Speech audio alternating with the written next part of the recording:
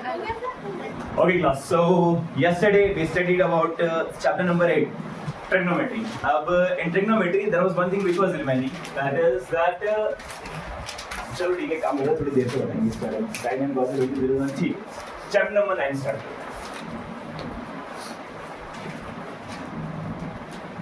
Application of trigonometry. So this is the part 4 of the maths class. Here we were studying about the conceptual problems like conceptual objectives and all formulas of NCERT mathematics 10. अब हमने देखा था eight chapter number 8 तक के अपन complete कर चुके थे. Application of trigonometry. अब एप्लीकेशन ऑफ ट्रिग्नोमेट्री में किस तरह के क्वेश्चन आएंगे. हमने पढ़ा कि आपके पास एक राइट एंगल ट्रायंगल होता है. अब किसी भी राइट एंगल ट्रायंगल के अंदर आपको क्या रहता है भैया, आपको एक एंगल दे रखा होगा थीटा. आपको एक एंगल दे रखा रहता है भैया. एक एंगल कितने का होता है उसका 90 डिग्री का, और एक उसने आपको थीटा दे रखा होता है. इसके बीच में एक रिलेशन तो ढूंढना था पाइथागोरस ने. क्या था भैया वो Pythagoras theorem, h² = b² + b², जिसका स्टेटमेंट मैंने आपको लिखा दिया, वो आपको याद करना है. कुछ रिलेशंस और ढूंढे गए थे जिन्हें हमने नाम दिया था भैया sin, cos, tan, cosec, sec and cot. क्या था भैया इसका ठीक. बोले यार sin थीटा की वैल्यू थी perpendicular upon hypotenuse, cosec theta की वैल्यू थी हाइपोटेनस अपॉन. अरे बताया था ना भैया तरीका कि बोले यार पापा वीडियो पियोगे. हां बेटा याद करवाया था ना कि भैया क्या करना, पहले तो sin cos tan cosec sec cot ये लिख लेना है. इसके बाद क्या करना भैया, लिखना है पर बोले पापा वीडियो पियोगे. हां बेटा. तो बोले sin थीटा की value perpendicular upon hypotenuse, cosec theta की वैल्यू हाइपोटेनस अपॉन में परपेंडिकुलर, cos थीटा की value base upon hypotenuse, sec theta की वैल्यू हाइपोटेनस अपॉन में बेस. हां थीटा लगाना मत भूलना भैया. तुम यहां से थीटा खा जाओगे वो तुम्हारे नंबर खा जाएगा. तो ऐसे सिंपल है. थीटा लगाना मत भूलिएगा. ये रिलेशन में ढूंढा गया था. दूसरा रिलेशन था पाइथागोरस थ्योरम. अब इस रिलेशन की स्पेशलिटी क्या है, इन रिलेशंस का यूज करके आप किसी चीज की हाइट पता कर सकते हो, किसी चीज के डिस्टेंस पता कर सकते हो. क्या होगा, इस तरीके के कुछ क्वेश्चन आएंगे कि जैसे मान लो एक बंदा है, वो खड़ा हुआ है एक टावर से थोड़ी सी दूरी पे. वो टावर है मान लो 10 मीटर का. कितना ऊंचा टावर रहेगा, 10 मीटर ऊंचा टावर रहेगा. या चलो मान लो ये जो ऑब्जर्वर है, एक ऑब्जेक्ट है, एक बंदा है, वो खड़ा हुआ है, वो एक टावर से 10 मीटर दूर खड़ा हुआ है. कितनी डिस्टेंस पे खड़ा हुआ है, 10 मीटर डिस्टेंस पे खड़ा हुआ है. आपको उस टावर की हाइट पता करनी और दे रखेगा आपको एंगल कि जब उसने यहां से इस टावर के टॉप को देखा, जब उसने यहां से इस टावर के टॉप को देखा तो जो एंगल बना, मान लो वो एंगल बना 30 डिग्री. कितने डिग्री का एंगल बना, वो 30 डिग्री का एंगल बना. अब हमें पता करना है इस टावर की हाइट. क्या पता करनी है हमें, इस टावर की हाइट. अच्छा एक बात बताओ, टावर कैसा होता है, बिल्कुल सीधा. तो जब सीधा है तो कैसा एंगल बनाएगा, 90 डिग्री का. अब अगर देखा जाए ये जमीन बेस, ये टावर की हाइट, और यहां से जो इसने ऑब्जर्व करा, एक इमेजिनरी अपने लाइन ड्रॉ करी जिसको कहा जाता है लाइन ऑफ साइट. अब इसकी डेफिनेशन लिखेंगे अपन क्या होता है. तो एक इमेजिनरी अपने इसकी आंखों से इसके टॉप तक एक लाइन ड्रॉ करी जिसे हम क्या कहते हैं, लाइन ऑफ साइट. इन तीनों को अगर मिलाओ, क्या ये राइट एंगल ट्रायंगल नहीं बनता, बन रहा भैया. और राइट एंगल ट्रायंगल की एक स्पेशलिटी बढ़ी थी अपने. क्या बढ़ी थी भैया, पाइथागोरस थ्योरम. क्या दो साइड का स्क्वायर करोगे तीसरी साइड का स्क्वायर मिल जाएगा, पर आपके पास तो एक ही दे रही, बट आपके पास एंगल दे रहा है. अगर आप देखोगे ये थीटा है, एंगल मैंने आपको बताया था थीटा के सामने वाली हमेशा क्या होती है, परपेंडिकुलर. 90 के सामने वाला हमेशा क्या होता है, हाइपोटेनस. और जो बच जाता है वो बेचारा क्या होता है, बेस. आपको बेस दे रखा, आपको थीटा दे रखा है, और आपको निकालना परपेंडिकुलर. क्या परपेंडिकुलर बेस और थीटा में कोई रिलेशन है आपके पास? हाँ है भैया, ध्यान से देखो. क्या परपेंडिकुलर बेस और थीटा में कुछ रिलेशन है? बोले हाँ सर tan थीटा है हमारे पास रिलेशन. तो क्या यहाँ पे tan थीटा का फॉर्मूला लगा के मैं परपेंडिकुलर निकाल सकता हूँ? बिल्कुल निकाल सकते हैं. आपने लगाया tan थीटा = परपेंडिकुलर अपॉन में बेस. थीटा की वैल्यू कितनी दे रखी थी, 30. हमने डाला tan 30 = परपेंडिकुलर नहीं पता. बेस कितना था आपका, 10 मीटर. tan 30 की वैल्यू क्या होती है, 1/√3. क्या होती है tan 30 की वैल्यू, 1/√3 = परपेंडिकुलर अपॉन में 10. 10 डिवाइड में करा के किसमें हो जाएगा, मल्टीप्लाई में. तो हमने वैल्यू पुट करी, बोले 10/√3 = क्या हो गया, परपेंडिकुलर. तो ये जो टावर है इसकी हाइट कितनी है, 10/√3. कितनी इसकी हाइट, 10/√3. याद है कोई डाउट? इस तरीके के आपको क्वेश्चन दिए जाएंगे. आपको एंगल दे रखा होगा, आपको परपेंडिकुलर दे रखा होगा, आपको बेस निकालना होगा, या फिर कभी वो बेस दे देगा और आपको हाइपोटेनस निकालना होगा, कभी आपको हाइपोटेनस दे रखा होगा और क्या निकालना होगा, परपेंडिकुलर निकालना होगा. तो वही देख, जब परपेंडिकुलर दे रखा हाइपोटेनस निकालना, आप साइन का लगा सकते हो या cos का फॉर्मूला लगा सकते हो. आपको हाइपोटेनस और बेस दे रखा है और आपसे बोले कि सॉरी बेस दे रखा और हाइपोटेनस निकालना है, आप किसका लगा सकते हैं, कॉस का या फिर सेक का फॉर्मूला लगा सकते हो, जिसकी आपको वैल्यू याद हो उसका फॉर्मूला लगा सकते हो। पर उसके लिए सवाल उठा के सर ये एंगल की वैल्यू याद होना चाहिए कि tan 30 की वैल्यू क्या, tan 60 की वैल्यू क्या, tan 45 की वैल्यू क्या, tan 90 की वैल्यू क्या। जिसने टेबल याद कर लिया बहुत अच्छी बात है, जिसने नहीं याद करी है तो उसको निकालने का एक जुगाड़ बता मेरे से नोट कर। अब हमने देखा कि यार हमें तो ये सारी वैल्यूज याद करना पड़ेगी। इस चैप्टर के अंदर सारे क्वेश्चन ऐसे होंगे, आपको एक राइट एंगल ट्रायंगल देगा, एक एंगल देगा 45 डिग्री का, बोलेगा परपेंडिकुलर दे रखा है, हाइपोटेनस निकालो, या बेस दे रखा है हाइपोटेनस निकालो, तो उसके लिए sin 45 की वैल्यू बताओ ना, या cos 45 की वैल्यू बताओ ना, या tan 45 की वैल्यू बताओ ना। आपको ये सारी वैल्यूज पता होना चाहिए। अब बोले सर हमें तो ये वैल्यू याद ही नहीं, तो जो ये नहीं याद है तो भैया जुगाड़ सीखो। अब ये वैल्यूज निकाली कैसे आती, तो सबसे पहले एक टेबल ड्रॉ करनी है अपने को। हमने लिखा sin theta, cos theta, tan theta, फिर आपने लिखा cosec थीटा, sec थीटा, और लिखा आपने एंड में cot थीटा। अब यहां पे वैल्यूज लिखी जाएंगी। बोले यार 0, इसको मिटा देते हैं।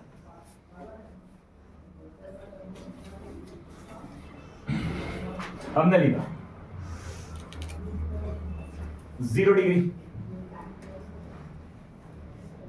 30 degree, 45 degree, 60 degree and 90 degree. इतनी आपसे वैल्यूज पूछी जाएंगी। sin 0 का तो आएगा नहीं क्वेश्चन, sin 30 का आ सकता है, sin 45 का आ सकता है, sin 60 का आ सकता है। इसी तरीके से cos 30, cos 45, cos 60, cosec 30, cosec 45 और cosec 60। ऑब्जेक्टिव में पूछ सकता है कि यार cosec 90 की वैल्यू क्या होती है या cosec 0 की वैल्यू क्या होती है। इस तरीके के क्वेश्चन आपसे पूछे जा सकते हैं। अब वो टेबल बनाई कैसे आती है, तो देखो सबसे पहले क्या करना है आपको, यहाँ पे लिखना है 0 1 2 3 4। यहां से 0 से लेकर 4 तक के आपने नंबर लिखे। फिर क्या करो, सबका डिवाइड मारो। किससे डिवाइड करना है सबको, सबको 4 से डिवाइड मारो। हमने यहां पे भी 4 से डिवाइड करा, यहां पर भी 4 से डिवाइड करा, यहां पर भी 4 से डिवाइड, यहां पर भी 4 से डिवाइड, यहां पे भी 4 से डिवाइड कर लिया भैया। क्या करना है, सबसे पहले तो नंबर लिखना है 0 1 2 3 4। फिर क्या करना है, सबको डिवाइड मार देना किससे भैया, 4 से।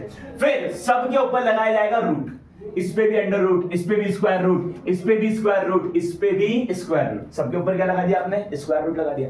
अब इसको सॉल्व करो। सोचो 0 का आपने डिवाइड करा भैया किससे, 4 से। अब भैया 0 जिससे टकराता उसको तबाह कर देता है। 0 क्या बोलता, बोले हमसे जो टकराएगा चूर चूर हो जाएगा। तो 0 को डिवाइड करा आपने किससे, 4 से, तो क्या आंसर आएगा, 0 ही आएगा। और 0 का जब आप रूट निकालोगे तो 0 का रूट क्या होता है, 0 ही होता है। तो sin 0 की वैल्यू क्या आ गई भैया, 0। फिर 1 का रूट, 1 किसका स्क्वायर होता है, 1 की स्क्वायर होता है, स्क्वायर से रूट कटा क्या बचा 1। 4 का रूट निकाला, 4 किसका स्क्वायर होता है भैया, 2 का, स्क्वायर से रूट कटा क्या बचा 2 बचा। तो 30 की वैल्यू क्या आ गई आपकी, 1/2 आ गई। फिर हमने यहां पे करा 2 1 जा 2, 2 2 जा 4।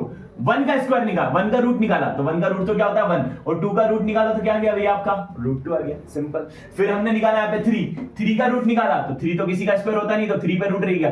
4 किसका स्क्वायर होता है, 2 का, तो 4 का स्क्वायर घटा तो क्या बचा भैया यहाँ पर 2 बचा, √3/2। यहाँ पे 4 से 4 घटा क्या बचा 1 का रूट निकालोगे क्या आएगा भैया 1 आएगा। ये आ गई आपकी sin थीटा की value. sin 0 = 0, sin 30 1/2, sin 45 1/√2, sin 60 √3/2, sin 90 answer क्या आएगा भैया आपका 1 आएगा। ये sin की वैल्यू बनानी। अब निकालना है cos की। क्या करना है अब आपको, cos की। कुछ भी नहीं करना है, सिंपल सा कुछ भी नहीं। आप उठाओ sin की वैल्यू, ऐसी कैसी ये उठा ली है, छोटा बात है। और ऐसे उठाने के बाद क्या कर डालो, ऐसी कैसी पलट दो। क्या कर डालो भैया, sin की वैल्यू उठाओ और ऐसी कैसी पलट के क्या करो, यहाँ पर लिख डालो। हमने sin की सारी वैल्यूज उठाई और ऐसी कैसी पलटा और पलट के क्या कर दी, यहाँ पर लिख दी। लिखना चालू करा भाई, देख पीछे क्या था भैया 1 ऐसी कैसी आ गया। फिर क्या अपना √3/2 आ गया। फिर क्या आया 1/√2, फिर क्या आया 1/2, फिर क्या आया 0। देखो कुछ नहीं करा मैंने, sin की वैल्यू जैसी कैसी पलट के मैंने क्या कर डाली, लिख डाली। फिर अब निकालना हम लोग को tan। क्या निकालना है अपने को, tan। अब tan थीटा की वैल्यू कैसे निकलेगी, क्या करते हैं, देखो tan हमने पढ़ा था, अगर आपको याद होगा स्पेशल फॉर्मूलास में हमने पढ़ा था tan थीटा = क्या होता है भैया, sin थीटा अपॉन में cos थीटा। पढ़ा था आपने, tan थीटा की वैल्यू क्या होती है भैया, sin थीटा अपॉन में cos थीटा। क्या sin और cos की वैल्यू को डिवाइड करके tan की वैल्यू निकाली जा सकती है, बिल्कुल निकाली जा सकती। सोचो sin अपॉन में cos क्या आता है भैया, tan होता है। 0/1, इसको इससे डिवाइड करो, क्या आ जाएगा भैया, 0 को 1 से डिवाइड करा, 0/1, 0/1 क्या होता है, 0 ही होता है। अभी पढ़ा था ना भैया, 0 क्या बोलता है, बोले हमसे जो टकराएगा चूर चूर हो जाएगा। तो 0 को 1 से डिवाइड करा, क्या आ गया भाई 1 आ गया।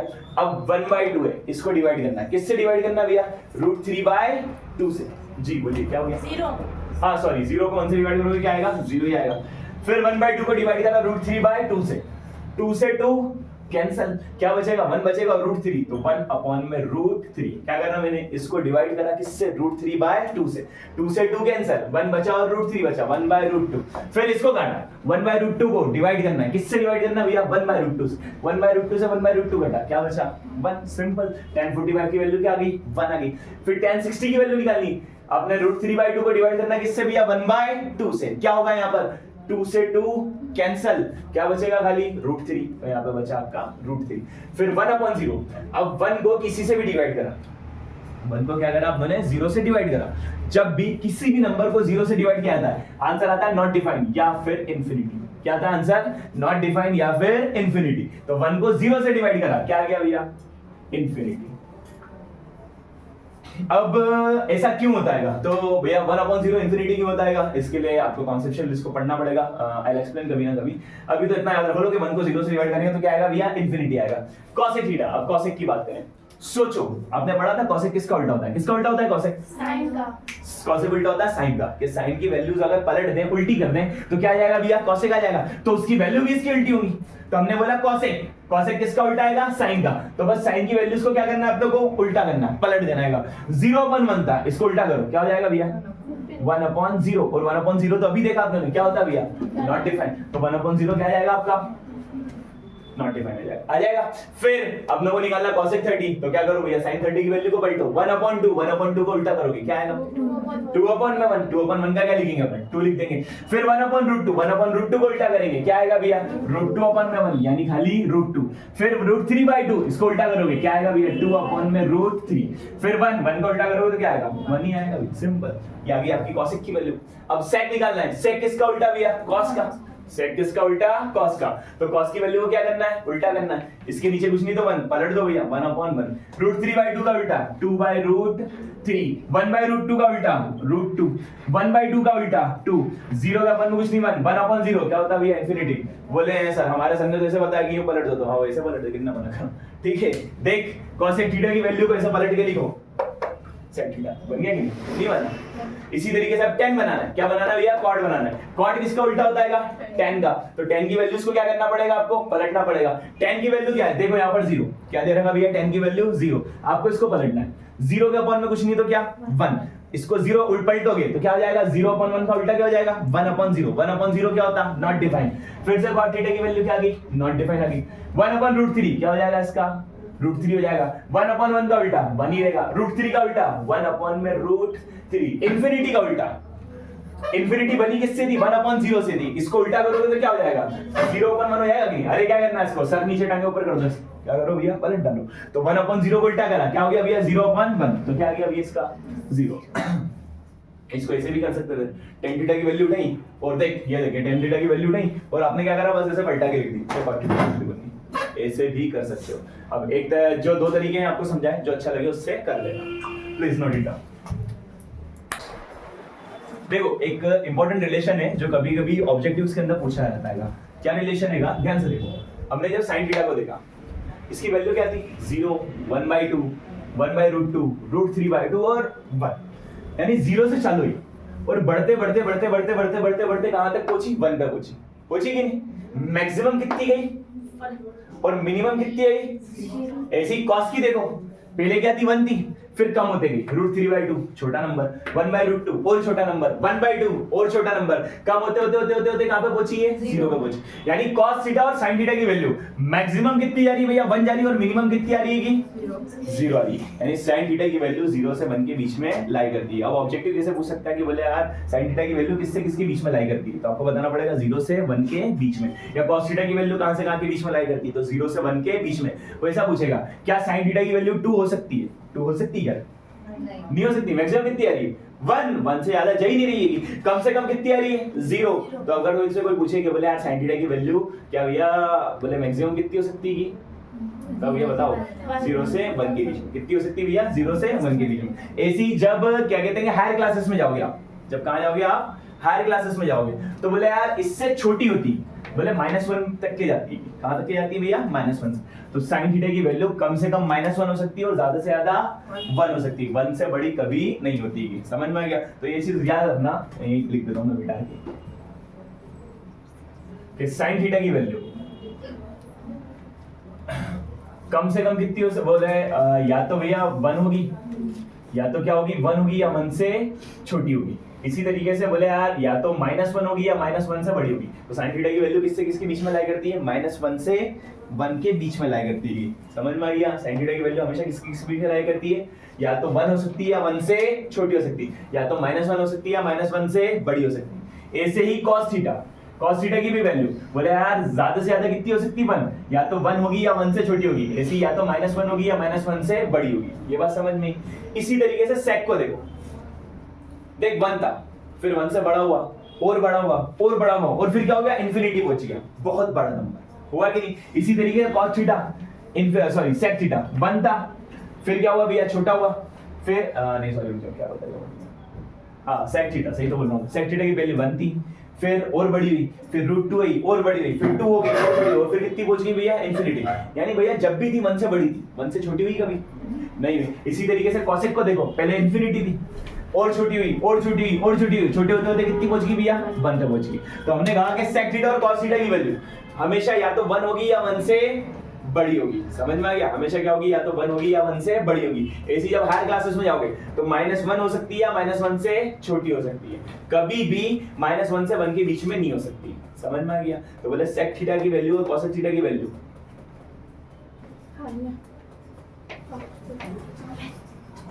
sec थीटा की वैल्यू या तो 1 होगी या 1 से हमेशा क्या होगी भैया? बड़ी होगी। ऐसी cosec थीटा है, cosec थीटा भी क्या होगा भैया? या तो 1 होगा या 1 से क्या होगा भैया? बड़ा होगा। ये चीज याद रखना। जब हायर क्लासेस में पढ़ जाओगे आप तो वहां पर -1 के बारे में पढ़ोगे कि बोले sec थीटा की वैल्यू -1 हो सकती है या -1 से छोटी हो सकती है, 1 से -1 के बीच में नहीं हो सकती है। इसके पूछने के चांसेस कम रहते हैं, इसके पूछने के चांसेस ज्यादा रहते हैं। ठीक है, अभी 10th क्लास के अंदर तो आपको क्या पढ़ाया गया कि sin थीटा की वैल्यू कहां से कहां के बीच में आ रही है? 0 से 1 के बीच में। इसी cosec थीटा की वैल्यू भी कहां से आ रही है भैया? 0 से 1 के बीच में। तो ये एक इंपॉर्टेंट रिलेशन है, याद रख लेना, इसको लिख लीजिए। के अंदर भैया 4 से 5 डेफिनेशंस पूछी जाती हैं। एक लाइन ऑफ साइट की, हॉरिजॉन्टल लाइन की, वर्टिकल की कभी-कभी पूछ लेता है, या नहीं रेयर है, कभी शायद नहीं पूछी गई। हॉरिजॉन्टल लाइन की पूछता है, या लाइन ऑफ साइट की पूछता है, एंगल ऑफ एलिवेशन की डेफिनेशन पूछता है, एंगल ऑफ डिप्रेशन की वैल्यू पूछता है। अब भैया ये सारी क्या बदलाव होती है? देखो जैसे मान ले हमने देखा कि यार एक ऑब्जर्वर था, वो यहाँ पे खड़ा हुआ था, उसने किसी के टॉप को देखा, आपको उसका बेस निकालना है, तो जरूरी थोड़ी है वो बेस से खड़े होकर देखेगा। हो सकता है एक टावर था, उस टावर के ऊपर कोई ऑब्जर्वर खड़ा हुआ था और उसने जमीन पे कोई पॉइंट को देखा, तो भाई एंगल ऊपर से भी बन सकता है और एंगल नीचे से भी बन सकता है। अब इसकी आंखों से जो एक ऑब्जेक्ट के टॉप तक के जो इमेजिनरी लाइन ड्रॉ की गई, इसे कहा जाता है लाइन ऑफ साइट। क्या कहा जाता है? Line of site. और हमने पढ़ा था एक्स एक्सिस होता है और एक वाई एक्सिस होता है। तो एक्स एक्सिस के पैरेलल अपन एक इमेजिनरी लाइन ड्रॉ करते हैं। एक्स एक्सिस के पैरेलल हम एक इमेजिनरी लाइन ड्रॉ करते हैं, इसे कहा जाता है हॉरिजॉन्टल लाइन। क्या कहा जाता है? Horizontal line. और जब कोई ऑब्जर्वर नीचे से ऊपर की तरफ देखे तो जो एंगल बनता है थीटा, उसे कहा जाता है एंगल ऑफ एलिवेशन। क्या कहा जाता है? Angle of elevation. और जब कोई ऑब्जर्वर ऊपर से नीचे देखे तो अब एक्स एक्सिस के पैरेलल आप एक इमेजिनरी लाइन ड्रॉ करते हो, ये आपकी हॉरिजॉन्टल लाइन, और जो हॉरिजॉन्टल लाइन और ये आपकी line of site, horizontal line और लाइन ऑफ साइट के बीच के जो एंगल बन जाएगा थीटा, ये कहलाता है एंगल ऑफ डिप्रेशन। क्या कहलाता है? ये एंगल ऑफ डिप्रेशन। जब आप नीचे से ऊपर देखो तो जो एंगल बनता है आपकी लाइन ऑफ साइट और हॉरिजॉन्टल लाइन के बीच का जो एंगल बनेगा, उसे क्या कहा जाता है? Angle of elevation. और जब आप ऊपर से नीचे देखो तो आपकी जो लाइन ऑफ साइट है, ये आपकी लाइन ऑफ साइट और हॉरिजॉन्टल के बीच का जो एंगल बनेगा, वो क्या कहलाता है? Angle of depression. समझ में आ गया? दो चीजें थी भैया। क्या करा आपने? आप एक ऑब्जर्वर था, उसने नीचे से ऊपर देखा। क्या देखा? उसने नीचे से ऊपर देखा। तो जब उसने नीचे से ऊपर देखा तो जो एंगल बना वो क्या कहलाएगा भैया? Angle of elevation. जब उसने ऊपर से नीचे देखा तो उसकी लाइन ऑफ साइट और हॉरिजॉन्टल के बीच में जो एंगल बना वो क्या कहलाएगा? Angle of depression. Line of site और हॉरिजॉन्टल लाइन क्या है? एक्स एक्सिस के पैरेलल जो आप इमेजिनरी एक लाइन ड्रॉ करते हो, उसे क्या कहा जाता है? Horizontal line. और आपकी आंखों से जो ऑब्जेक्ट तक के एक लाइन ड्रॉ की जाती है, उसे क्या कहा जाता है? Line of site. ये एक इमेजिनरी लाइन होती है जिसके अलोंग अपन देखते हैं। अब ये सारी चीजें क्या कहेंगी? देखो यहाँ पे तो समझ नहीं आ रहा, लिखवा रहा हूं। सबसे पहले हॉरिजॉन्टल लाइन, हॉरिजॉन्टल लाइन क्या होती है? A line parallel to X axis, या imaginary line drawn parallel to X axis. एक ऐसी इमेजिनरी लाइन जो हमने ड्रॉ करी एक्स एक्सिस के पैरेलल। तो हमने लिखा imaginary line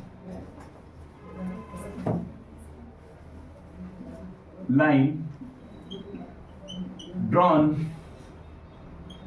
parallel to X axis, X axis के पैरेलल जो इमेजिनरी लाइन ड्रॉ की गई वो क्या कहलाती है? अपनी हॉरिजॉन्टल लाइन। फिर line of sight, line of sight. अब लाइन ऑफ साइट क्या होती है? हमारी आंखों से ऑब्जेक्ट तक के जो इमेजिनरी लाइन ड्रॉ की गई उसे क्या कहा जाता है? Line of site. ठीक है, तो बोले a line drawn through the eyes of an observer to the object. ठीक, a line drawn through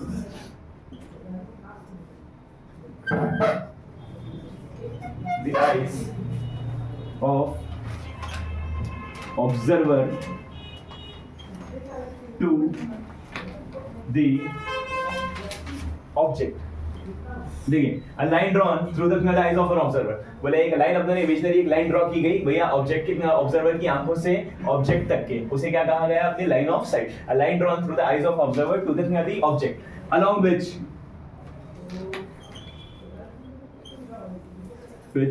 जिसके अलाउंग एक ऑब्जर्वर देखता है। हमने किसी के टॉप को देखा तो मेरी आंखों से जो एक इमेजिनरी लाइन ड्रॉ की जाएगी, जिस डायरेक्शन में मैं देख रहा हूं उस डायरेक्शन में क्या की जाएगी? एक लाइन ड्रॉ की जाएगी, उसे क्या कहा जाता है? Line of sight. Along which observer sees, जिसकी डायरेक्शन में क्या करता है? एक ऑब्जर्वर देखता है। चलिए, फिर एंगल ऑफ एलिवेशन, तो बोले यार लाइन ऑफ साइट और हॉरिजॉन्टल लाइन के बीच में जो एंगल ड्रॉ हुआ उसे क्या कहा जाता है? Angle of elevation. कब? जब हम ऊपर देख रहे हो। और angle of depression horizontal line और बोले यार लाइन ऑफ साइट के बीच में जो एंगल ड्रॉ किया जाएगा उसे क्या कहा जाएगा? Angle of depression. कब? जब आप ऊपर से नीचे देख रहे होगे। इसको नोट डाउन कीजिए, फिर बता रहा हूं दो की डेफिनेशन।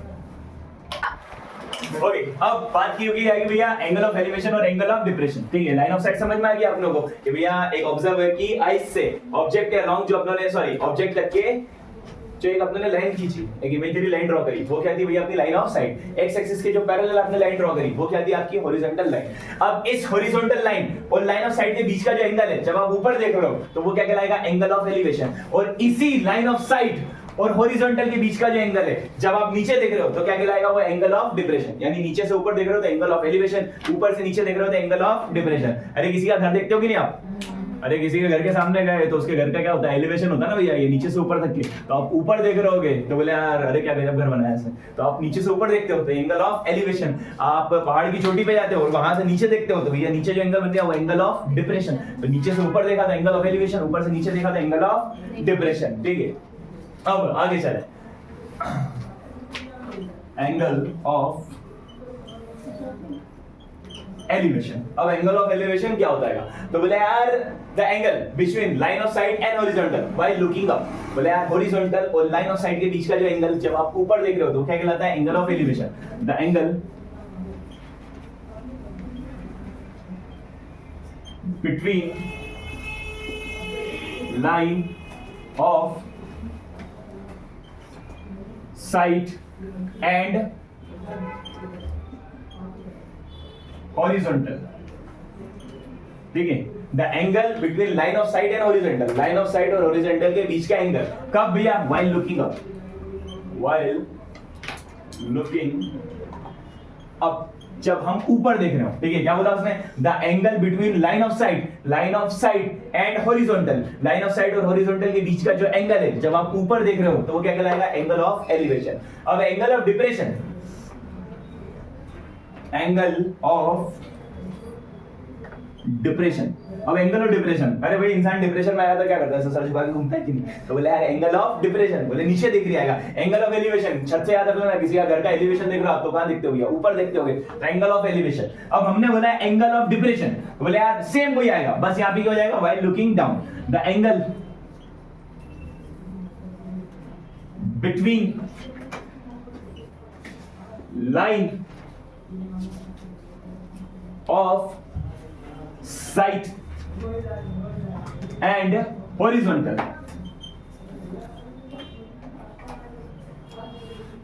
कब भैया? जब आप नीचे देख रहे हो, व्हाइल लुकिंग डाउन। जब आप नीचे देख रहे हो तो आपकी जो लाइन ऑफ साइट और एंगल ऑफ हॉरिजॉन्टल लाइन है उनके बीच का जो एंगल होगा वो क्या लाएगा? Angle of depression. Please note it down. Okay, class. So now let's begin with the chapter number 10. That is circles. अब व्हाट इज अ सर्कल? सबसे पहले तो डिफाइन करना पड़ेगा कि भाई सर्कल होती क्या भला है। तो सर्कल इज समथिंग, देखो इसकी दो डेफिनेशन है, दो तरीके से इसको बताया जाता है। या तो ये समझ लो कि भैया एक पॉइंट है और उसके चारों तरफ दूसरा एक पॉइंट था, वो इसकी चारों तरफ घूम रहा था और वो उसके चारों तरफ कुछ इस तरीके से घूम रहा है कि उसकी जो डिस्टेंस है उस सेंटर वाले पॉइंट से कभी चेंज नहीं हो रही। जितनी यहां से यहां तक की डिस्टेंस है उतनी ही यहां से यहां तक, उतनी ही यहां से यहां तक, उतनी ही यहां से यहां तक, उतनी ही यहां से यहां तक, उतनी ही यहां से यहां तक ही। तो बोले यार इसे कहा जाता है सर्कल कि भैया एक पॉइंट था वो दूसरे पॉइंट के चारों तरफ कुछ इस तरीके से घूम रहा है, ठीक है, कि भैया उसकी डिस्टेंस उससे चेंज नहीं हो रही। तो या तो ऐसा समझ सकते हो कि भैया ये जो इसका पूरा पाथ आपने ट्रेस करा, इसका जो लोकस था वो क्या कहलाता है भैया, that is called the circle, कि भैया ये पूरा पार्ट और इसके अंदर का area that is called the circle. अच्छा, दूसरा एक तरीका ये बताया जाता है कि एक पॉइंट था, उसके बहुत सारे इनफाइनाइट पॉइंट थे। क्या थे भैया? बहुत सारे इनफाइनाइट पॉइंट थे। वो सारे के सारे पॉइंट्स एक सेंटर वाले पॉइंट से क्या थे भैया, इक्वल डिस्टेंस पे थे। ऐसे बहुत सारे इनफाइनाइट पॉइंट्स थे और वो जितने भी पॉइंट थे वो एक उनके सेंटर में क्या था, उन चारों के अंदर से, या एक ऐसा समझो कि बोले यार बहुत सारे इनफाइनाइट पॉइंट थे, वो एक सिंगल एक शायद कोई सा ऐसा पॉइंट था जिससे उनकी डिस्टेंस क्या थी, सेम थी। जितनी यहां से आते, जितनी यहां से आते, उतनी यहां से आते, उतनी यहां से आते, उतनी यहां से आते। तो बोले यार इनफाइनाइट पॉइंट्स का कलेक्शन, उसे भी क्या कहते हैं अपन भैया, सर्कल कहते हैं। तो ऐसे समझना, जैसे समझ लो, ऐसे समझना, तो ऐसे समझ लो। मेरे को डेफिनेशन ज्यादा आसान लगती है। एक पॉइंट है, उसके चारों तरफ दूसरा एक पॉइंट घूम रहा है, वो इस तरीके से रोटेट हो रहा है कि उसकी डिस्टेंस उससे चेंज नहीं हो रही, उसे हम कहते हैं सर्कल। अब इसी सर्कल की जो सेंटर से ये जो डिस्टेंस थी, ये जो डिस्टेंस जो चेंज नहीं हो रही थी, इसे कहा जाता है इसकी रेडियस। क्या कहा जाता है इसको? रेडियस। और इसी को डबल कर लिया, यानी यूं कह लो कि सर्कल की चौड़ाई, कि सर्कल कितना चौड़ा है, वो रेडियस की डबल होती है, इसे कहा जाता है डायमीटर। तो r stands for the radius, कि r भैया इसकी रेडियस होती है और d होती है इसकी diameter, d stands for the diameter. इनके बीच में एक रिलेशन होता है कि डायमीटर जो होती है वो रेडियस की हमेशा क्या होती है भैया, डबल होती है, और रेडियस होती है वो डायमीटर की आधी होती है। r is equal to d/2 या फिर d is equal to 2r। वैसे ये इस चैप्टर का नहीं था, मुझे इसी दिमाग में आ गया तो बता दिया था। Sir please note it down, लिख लीजिए इसे। इस चैप्टर में हम बेसिकली दो तरह के कॉन्सेप्ट्स के बारे में, सर्कल से रिलेटेड दो तरह के कॉन्सेप्ट्स के बारे में बात करेंगे। एक होते हैं tangents, now what is a tangent, और एक होती है सेकेंड। अब what is a tangent and what is a second? भाई सर टेंजेंट क्या बताती है और सेकंड क्या बताती है? एक ऐसी लाइन, मान लो एक ये सर्कल था और एक ऐसी लाइन थी, ये इसका सेंटर है, एक सर्कल था, सेंटर का, उस सर्कल का सेंटर था O, ठीक है, इसकी कुछ ना कुछ रेडियस होगी। तो बोले यार अब टेंजेंट क्या होती है? एक ऐसी लाइन जो एक सर्कल को किसी एक सिंगल पॉइंट पे टच करते हुए निकल जाए या इंटरसेक्ट करते हुए निकल जाए। एक सर्कल किसका कलेक्शन होता है? इनफाइनाइट पॉइंट्स का कलेक्शन, जिसकी सेंटर से डिस्टेंस क्या हो भैया, सेम हो, या एक फिक्स पॉइंट से डिस्टेंस उन सबकी क्या हो भैया, सेम हो। तो किसी एक पॉइंट को जब एक लाइन इंटरसेक्ट करते हुए निकल गई, टच करते हुए निकल गई, उसे हम कहते हैं भैया टेंजेंट। अबे टेंजेंट टच करके निकल गई, सिंपल सी चीज है। सेकंड, अब सेकंड क्या होती है? तो भाई सेकंड टेंजेंट क्या कर रही थी, एक पॉइंट पे टच करके आ रही थी, सेकंड दो कदम आगे, बोले मैं दो पॉइंट पे टच करते हुए होगी। तो एक ऐसी लाइन जो एक सर्कल को दो पॉइंट पे टच करते हुए निकल गई, उसे कहा जाता है सेकंड। क्या कहा जाता है? ये टेंजेंट सिर्फ एक पॉइंट पे टच करती है, इस पॉइंट को P नाम दे दिया हमने, इसे कहते हैं पॉइंट ऑफ कांटेक्ट। क्या कहलाता है ये? Point of contact. और बोले यार सेकंड जो होती है वो दो पॉइंट पे टच करती है, एक इस पॉइंट पे इंटरसेक्ट करा इसने और एक इस पॉइंट पे इंटरसेक्ट करा। तो टेंजेंट जो एक पॉइंट पे इंटरसेक्ट करते हुए चला है, एक सर्कल को किसी एक पॉइंट पे इंटरसेक्ट करे, उसे अपन क्या बोलते हैं? टेंजेंट कहते हैं। सेकंड जो क्या करे, उसे भैया चीरते हुए निकल जाए। अरे वो गोली होती है ना भैया, मूवीज में दिखाते ना, बोले छू के निकल गई, बोले जो टच करके निकल गई वो गोली क्या थी भैया, टेंजेंट थी। और एक चीरते हुए निकल गई, बिल्कुल बोले डिश का उधर से हमारी इधर से बाहर निकल गई, तो that is called as the secant. जो चीरते हुए निकल गई वो कहलाती सेकंड, जो टच करके निकल गई वो क्या कहलाती भैया, टेंजेंट। और जिस पॉइंट पे टच होती है उसे कहा जाता है पॉइंट ऑफ कांटेक्ट। बहुत सारे बच्चे पी लिख के आ जाते हैं, लिख के मत आना पी, खाया जाएगा ना। चलिए, अब एक सर्कल के ऊपर कितनी टेंजेंट हो सकती है? तो अगर देखा जाए तो एक सर्कल के ऊपर इनफाइनाइट टेंजेंट्स हो सकती है। भाई टेंजेंट क्या करती है? एक पॉइंट पे टच करते हुए जाती है। सर्कल के ऊपर कितने पॉइंट है सर? इनफाइनाइट पॉइंट है सर्कल के ऊपर, तो इसके ऊपर कितनी टेंजेंट हो सकती है? Infinite tangent. मान ले एक इस पॉइंट पे टेंजेंट, एक इस पॉइंट पे टेंजेंट, एक इस पॉइंट पे टेंजेंट, एक इस पॉइंट पे टेंजेंट, एक इस पॉइंट पे टेंजेंट, एक इस पॉइंट पे टेंजेंट, एक इस पॉइंट पे टेंजेंट, यानी सर्कल के हर पॉइंट पे एक टेंजेंट हो सकती है। बोले जिस पॉइंट पे देखोगे वहां पर से एक पॉइंट टच करके निकल सकता है। तो एक सर्कल के ऊपर कितनी टेंजेंट ड्रॉ की जा सकती है? Infinite tangents. कितनी टेंजेंट ड्रॉ सकती है इसके ऊपर? Infinite tangents. एक सर्कल के ऊपर इनफाइनाइट टेंजेंट्स ड्रॉ की जा सकती हैं। सेकंड्स कितनी ड्रॉ की जा सकती हैं सर? वो भी इनफाइनाइट हो सकती हैं। यहां से टच करके निकल गई, यहां से निकल गई, यहां से निकल गई, यहां से निकल गई, यहां से निकल गई, यहां से निकल गई। तो बोले एक सर्कल के ऊपर भी वो सारी कितनी सेकंड ड्रॉ की जा सकती हैं भाई? इनफाइनाइट से सेकंड ड्रॉ की जा सकती है। ऐसे कर लो, ऐसे कर लो, ऐसे कर लो, ऐसे कर लो, ऐसे कर लो, ऐसे कर लो, ऐसे कर लो, ऐसे कर लो, अरे जैसे मर्जी चाहे वैसे कर लो। तो हमने कहा कि यार कितनी टेंजेंट हो सकती है? इनफाइनाइट टेंजेंट हो सकती है सर्कल के ऊपर। कितनी सेकंड हो सकती है? इनफाइनाइट सेकंड हो सकती है। कितनी सेकंड हो सकती है? Infinite seconds. एक सर्कल के ऊपर इनफाइनाइट टेंजेंट्स हो सकती हैं, एक सर्कल के ऊपर इनफाइनाइट टेंजेंट्स हो सकती हैं। ये बात समझ में आई? ठीक, चलिए नेक्स्ट। अब पैरेलल टेंजेंट कितनी हो सकती है या पैरेलल सेकंड्स कितनी हो सकती हैं? पहले आप इसे नोट डाउन कीजिए।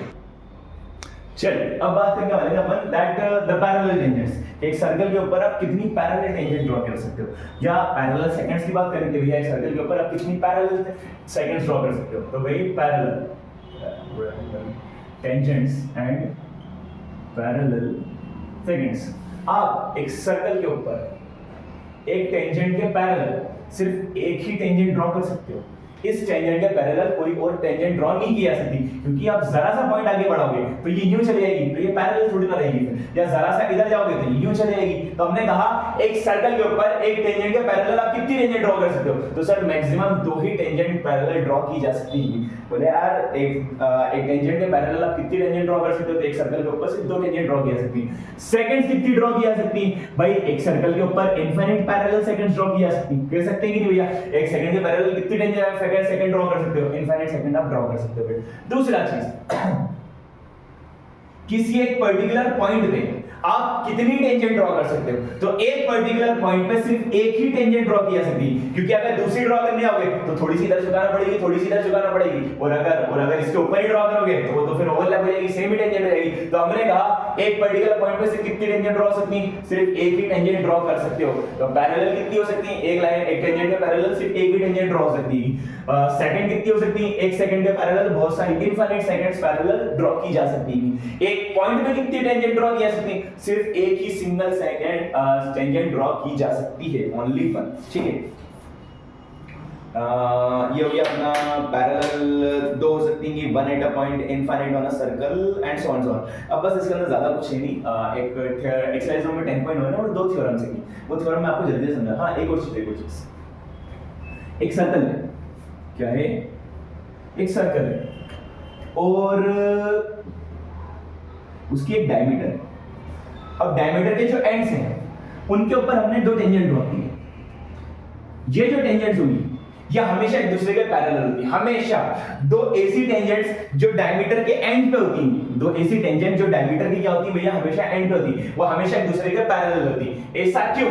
असल में थ्योरम होती है कि जो रेडियस है, चलो अभी थोड़ी देर से बताऊंगा, इसका रीजन मैं बताऊंगा आपको कि क्यों। अभी इसे आप नोट डाउन कर लीजिए कि भैया अगर 2 ऐसी टेंजेंट है जो एक डायमीटर के एंड पे, तो हमेशा क्या होंगी? एक दूसरे के पैरेलल होंगी। ये वाली लाइंस की हमेशा क्या होती है? पैरेलल होती है। ये सारे कॉन्सेप्ट नोट डाउन कर लीजिए। अब इस चैप्टर के अंदर 2 आपकी इंपॉर्टेंट थ्योरम्स हैं जो 2 मार्क्स के अंदर पूछी जा सकती हैं, या कभी-कभी 1 वर्ड के अंदर भी पूछ सकता है। एक है थ्योरम नंबर 10.1, थ्योरम नंबर 10.1, और एक है थ्योरम नंबर 10.2। अब थ्योरम नंबर 10.1 क्या होती है? आपके पास एक सर्कल है, आपने उसके ऊपर एक टेंजेंट ड्रॉ करी, ये आपकी टेंजेंट थी। अब ये जो टेंजेंट है, अगर जिस पॉइंट पे टच करें, जिस पॉइंट पे ये टच होते हुए निकली, इस यानी आपने क्या करा? इसके पॉइंट ऑफ कांटेक्ट को आपने इसकी रेडियस से ज्वाइन करा। तो ये जो रेडियस होगी, इस पॉइंट ऑफ कांटेक्ट के ऊपर जब टेंजेंट टच करते हुए निकली, तो बोले यार ये जो टेंजेंट है इस रेडियस के हमेशा क्या होगी? परपेंडिकुलर होगी। कहां पर? उस पॉइंट ऑफ कांटेक्ट पर। ठीक है, क्या कहा उसने कि भैया एक सर्कल है, अगर उसके ऊपर एक टेंजेंट आपने ड्रॉ करी, वो टेंजेंट उस रेडियस के, उस सर्कल की रेडियस के हमेशा परपेंडिकुलर होगी। किस जगह पर? उस पॉइंट ऑफ कांटेक्ट पर। ये थी थ्योरम नंबर 10.1। ठीक है, the tangent to a circle is always perpendicular to the point of is always perpendicular to the radius to the point of contact. The tangent to a circle is always perpendicular to the radius। बोले यार जो tangent होती है वो हमेशा perpendicular होती है। किसके परपेंडिकुलर होती है सर? रेडियस के। टेंजेंट हमेशा परपेंडिकुलर होती है किसके भैया, रेडियस के। कहां पर परपेंडिकुलर होगी, हर जगह पर परपेंडिकुलर होगी नहीं, सिर्फ और सिर्फ कहां पर, is always perpendicular to the radius, to the radius.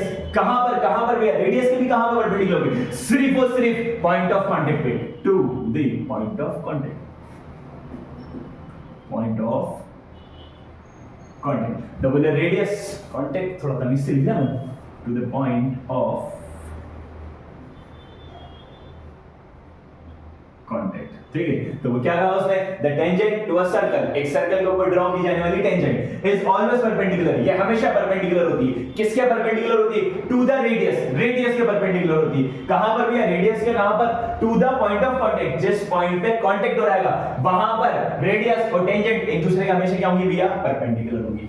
Second, theorem number 10.2, किसी एक एक्सटर्नल पॉइंट, हां ये सीधा करना भैया, ये बताना भूल गया था, एक एक्सटर्नल पॉइंट से एक सर्कल के ऊपर सिर्फ दो ही टेंजेंट ड्रॉ किया सकती है, ये लिख लेना कि भैया एक एक्सटर्नल पॉइंट से एक सर्कल के ऊपर आप मैक्सिमम कितनी टेंजेंट ड्रॉ कर सकते हो, ओनली 2 टेंजेंट ड्रॉ कर सकते हो। ये थ्योरम नहीं है, ये कांसेप्ट है, याद रखना इसको कि यार एक सर्कल है, इसका सेंटर है O, ये कोई सा एक पॉइंट था A, तो इससे आप इसके ऊपर कितनी टेंजेंट ड्रॉ कर सकते हो, सिर्फ और सिर्फ दो ही टेंजेंट ड्रॉ की जा सकती है।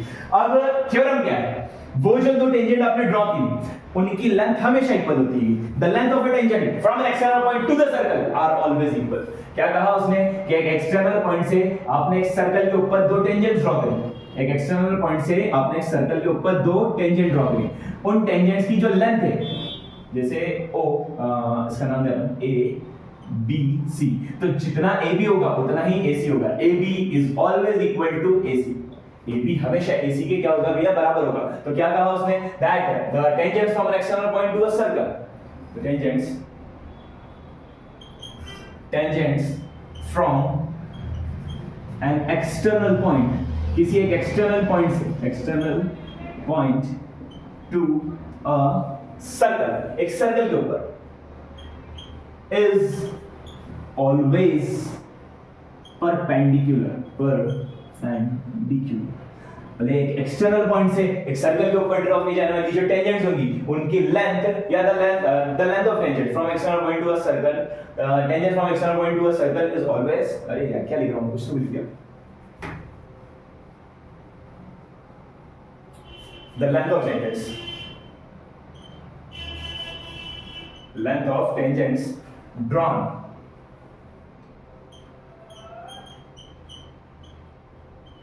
from an external point, the length of tangent, उन टेंजेंट्स की लेंथ, कौन सी टेंजेंट की length, drawn from an external point to a circle, एक एक्सटर्नल पॉइंट से जो सर्कल के ऊपर ड्रॉ की गई टेंजेंट्स उनकी लेंथ इज ऑलवेज इक्वल। थोड़ा मिक्सअप हो गया ऊपर नीचे वाले में, बोले जितना AB होगा उतना ही AC होगा, as simple as that, please note it down।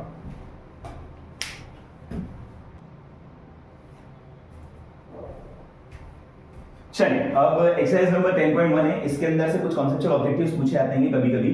जैसे फर्स्ट क्वेश्चन है, how many tangents can a circle have, एक सर्कल लेगा उसके ऊपर कितनी टेंजेंट ड्रॉ की जा सकती है। तो अभी हमने पढ़ा था एक सर्कल के ऊपर आप कितनी टेंजेंट ड्रॉ कर सकते हो, सर इनफिनिट टेंजेंट ड्रॉ कर सकते हैं, यहां पर भी हो सकती है, यहां पर भी, यहां पर भी, यहां पर भी, यहां पर भी, हर एक एक पॉइंट पे आप एक टेंजेंट ड्रॉ कर सकते हो। तो एक सर्कल के ऊपर कितनी टेंजेंट हो सकती है, इनफिनिट टेंजेंट हो सकती है। तो फर्स्ट वाले का आंसर है infinite. Second, a tangent to a circle intersected in dash point, एक सर्कल के ऊपर ड्रॉ की गई टेंजेंट उसे इंटरसेक्ट करती है पॉइंट्स पे, कितने पॉइंट पे बताइए, अरे सर एक पॉइंट पे इंटरसेक्ट करती है, अभी तो पढ़ा था हमने कि the line intersecting a circle, एक ऐसी लाइन जो इंटरसेक्ट कर रही है भैया सर्कल को, sorry the tangent to a circle intersected, एक सर्कल के ऊपर जो बनने वाली टेंजेंट है वो उसे इंटरसेक्ट करती है, कहां पर भैया, at one point, single point पे। A line intersecting a circle in 2 point is called, एक ऐसी लाइन जो एक सर्कल को 2 पॉइंट पे इंटरसेक्ट करते हुए जा रही है, क्या कहलाती है सर, सेकंड कहलाती है, अभी हमने पढ़ा था।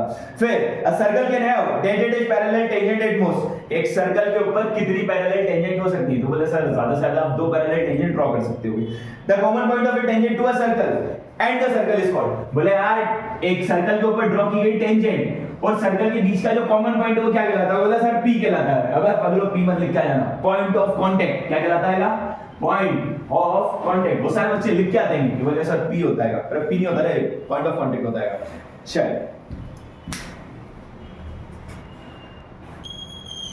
okay, so this is going to be the last chapter of part 4, that is chapter number 11, area related to circles। chapter number 11, area related to circles. Before we proceed, इससे पहले कि हम आगे बढ़े, let me tell you something like there is this concept area and perimeter.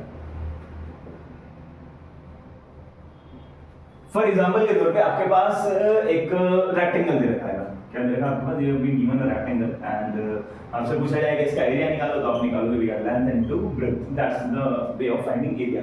आपसे कहा गया इसका पेरीमीटर निकालो, तो आप बोलोगे भैया 2 into length plus breadth, that's the reason that the length into breadth is the area and perimeter is the 2 into length plus breadth. For example के तौर पे मैंने आपसे पूछा कि मुझे इसका एरिया निकाल के दो, सपोज करें इसके डायमेंशंस दे रखे उसने, इसकी लेंथ है 3 centimetre and it's breadth is 2 centimetre given, हमें दे रखा है लेंथ कितनी 3 centimetre and breadth is 2 centimetre. अगर मैं आपसे कहूं कि इसका एरिया निकालिए, आप बोलोगे length into breadth, length is 3 centimetre times breadth 2 centimetre, अब 3 2s are 6 centimetre into centimetre, that's a centimetre square.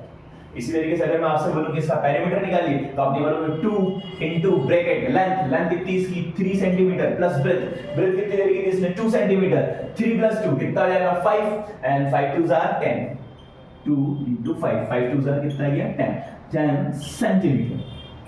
सवाल ये उठा कि यार यहाँ पर सेंटीमीटर स्क्वायर आया और यहाँ आया सेंटीमीटर, अब आप में से बहुत सारे बच्चे बोलेंगे सर यहाँ पर मल्टीप्लाई हुआ, जब मल्टीप्लाई होती चीजें तो पावर ऐड हो जाती, और यहाँ पर क्योंकि भैया ऐड हुआ है तो पावर इंक्रीज नहीं, but that's a mathematical answer because we are studying practical geometry. यहाँ पर हम प्रैक्टिकल ज्योमेट्री पढ़ रहे हैं, you find out the area और you found out the perimeter. Do you know that what exactly the area is? The area is the space occupied between the walls, कि भाई ये जो वॉल्स है इसके बीच की ये जो जगह है, ये जो जगह है देखिए that is called as the area. And what is the perimeter? The perimeter is the length of boundary. ये जो बाउंड्री थी ना इसकी, इस बाउंड्री की जो लेंथ थी that is called as the perimeter. अंदर की जो जगह थी उसे क्या कहा जाता है? एरिया। के भाई कितनी जगह इसने घेरी अगर आसान से लफ्जों में कहा जाए तो। और पेरीमीटर क्या होगा भैया? इसकी जो बाउंड्री की टोटल लेंथ है उसे क्या कहा जाता है भैया? पेरीमीटर कहा जाता है। अब सवाल ये उठा कि ये सेंटीमीटर और क्यों, और ये सेंटीमीटर स्क्वायर क्यों, और इसे स्क्वायर क्यों बोलते हैं? Why is it called square? So I'll make a separate video for that. Why is it called as the square? अभी तो यहाँ समझो कि सेंटीमीटर स्क्वायर का मतलब क्या होता है। सेंटीमीटर स्क्वायर का मतलब ये होता है, देखो आपने निकाला एरिया तो आपको मिली अंदर की जगह, और जब आपने निकाला पेरीमीटर तो आपको मिली बाउंड्री की लेंथ। तो अब सेंटीमीटर स्क्वायर का मतलब क्या होता है? सेंटीमीटर स्क्वायर का मतलब होता है 1 सेंटीमीटर लंबा 1 सेंटीमीटर चौड़ा, इतना बड़ा स्क्वायर। अब इतने बड़े बड़े इसमें 6 स्क्वायर आ जाएंगे, इतनी इसके अंदर जगह है। यकीन नहीं आ रहा? देखो जिंदा सबूत पे इसकी 12 वीडियो देख, यहाँ पे कितना 3 सेंटीमीटर है, ये 0 सेंटीमीटर, ये 1 सेंटीमीटर, ये 2 सेंटीमीटर और ये 3 सेंटीमीटर। ऐसी कुछ होगा? इसी होगा ना भैया। इसकी अगर आप तो यहाँ पर 0 1 2 3, यहाँ पे लगा करें 0 1 2। अब हमने लाइंस को ज्वाइन करा, ये लेंथ कितनी है 2 सेंटीमीटर, हमने लाइंस को ज्वाइन करा, इस लाइन को ज्वाइन करा और इस लाइन को ज्वाइन करा और इस लाइन को ज्वाइन करा, क्या मिला आपको? और हाँ सर ये भी 1 ये भी 1, ये भी 1 ये भी 1, ये भी 1 ये भी 1, ये भी 1 ये भी 1, ये भी 1 ये भी 1, ये भी 1 ये भी 1। और बोले सर ये तो 2 है। अबे 2 थोड़ी ना, देखना यहां से लेके यहां तक के कितनी है? 1 है। तो भाई देख, क्या तुझे 6 स्क्वायर मिले? बिल्कुल मिले। क्या सबकी डायमेंशन 1 सेंटीमीटर लंबा 1 सेंटीमीटर चौड़ा था? बिल्कुल था। ये असल में स्क्वायर एरिया का मतलब होता है। आपको मिला एरिया 6 सेंटीमीटर स्क्वायर। क्या मतलब हुआ इसका? कि भैया 1 सेंटीमीटर लंबे 1 सेंटीमीटर चौड़े कितने स्क्वायर आ जाएंगे इसके अंदर? 6 स्क्वायर आ जाएंगे। आपने सुना होगा ना अपने घर में, आपका घर का एरिया कितना भैया? 800 स्क्वायर फीट।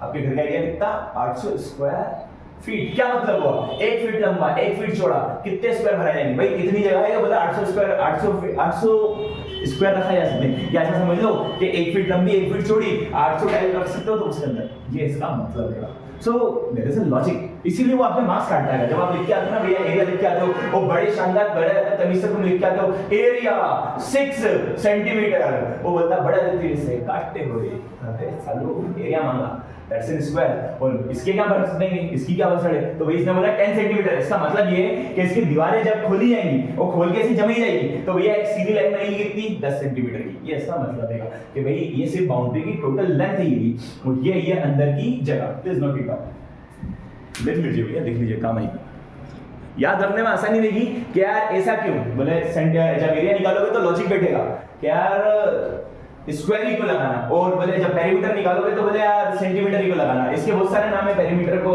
जब कर्व घूमे हुए फिगर्स होते हैं तो पेरीमीटर को हम सर्कमफेरेंस बोल देते हैं कि जब कर्व फिगर होते हैं, जब कॉर्नर जैसे ट्रायंगल है आपके पास, रेक्टेंगल है, स्क्वायर है, तो ये इनके अंदर क्या कहलाता है, पेरीमीटर कहलाता है। सर्कमफेरेंस कब कहलाती है, जब आपके पास क्या कहते हैं सर्कल है तो उसकी क्या निकलती है, सर्कमफेरेंस निकलती है। क्या कहते हैं, क्या बोलते हैं उसको, सेमी सर्कल है तो उसकी क्या निकलती है, सर्कमफेरेंस निकलती, तो कर्व है।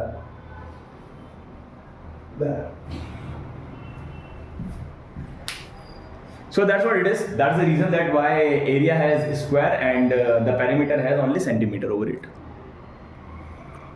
So although we are studying circles and area related to the circle, but there will be questions where you will be needing to solve problems related to the triangles as well.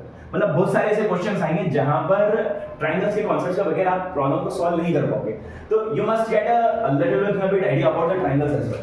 देखो basically मैंने आपको पहले भी बता चुका हूं कि twin triangles के बारे में बात होती हुई है यहाँ पर 10th क्लास के अंदर। या तो आपको इक्विलैटरल ट्रायंगल देगा, इक्विलैटरल ट्रायंगल क्या दिया, इक्विलैटरल ट्रायंगल क्या दिया, ऑल साइड्स इक्वल, इसकी सारी साइड्स क्या होती है, इक्वल होती है। हर एंगल इसका कितने का होता है, 60 डिग्री का, ये वाला एंगल भी 60 डिग्री का, ये वाला एंगल भी 60 डिग्री का, ये वाला एंगल भी 60 डिग्री का, ये इसकी स्पेशलिटी होती है। फिर एक होता है हमारा आइसोसेलेस ट्रायंगल।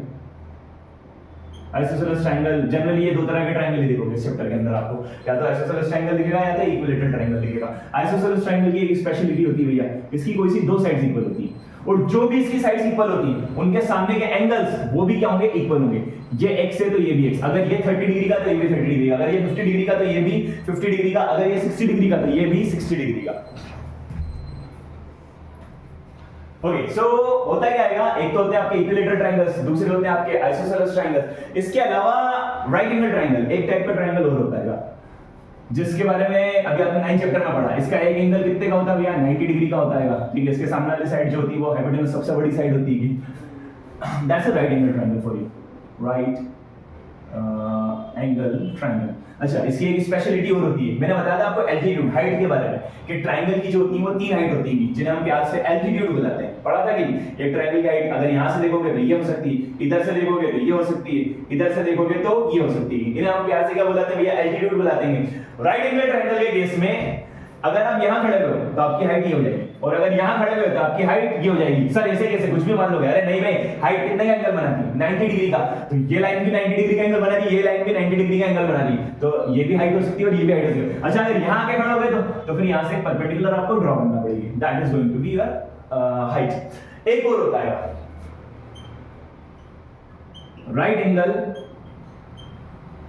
Isosceles triangle. अब राइट एंगल आइसोसेलेस ट्रायंगल क्या है, यानी एक ऐसा ट्रायंगल होगा जो 90 डिग्री का एंगल भी बनाएगा और आइसोसेलेस भी होगा, यानी इसकी दो साइड्स इक्वल भी होंगी और वो 90 डिग्री का एंगल भी बना रहा होगा। ये देख, ये राइट एंगल 90 डिग्री का एंगल बना और ये दो साइड बराबर भी है। अब जब ऑब्वियस सी बात है 90 का और ये दो साइड बराबर, तो इसके सामने के एंगल भी क्या होंगे, इक्वल होंगे। अब जब ये दोनों एंगल इक्वल हैं और हमें पता एक ट्रायंगल के तीनों एंगल का सम कितना था, बोले सर बच्चे को पता है 180 डिग्री होता है। वो पान खाने वाले सारे पान की दुकान वाले से पूछोगे वो भी यही बता देगा। तो हमने बोला ट्रायंगल के तीनों एंगल का सम कितना होता है, 180 होता है। तो अगर ये 90 है तो कितने बचे, 45 बचेगी। तो राइट एंगल आइसोसेलेस का एंगल कितने का होता है भैया, 45 डिग्री का होता है। एग्जाम में आएगा, बिल्कुल नहीं आएगा। क्वेश्चन में आएगा, बिल्कुल आएगा, 100% आएगा। ठीक है, क्वेश्चन में लगेंगे सारे कॉन्सेप्ट, लिख लो।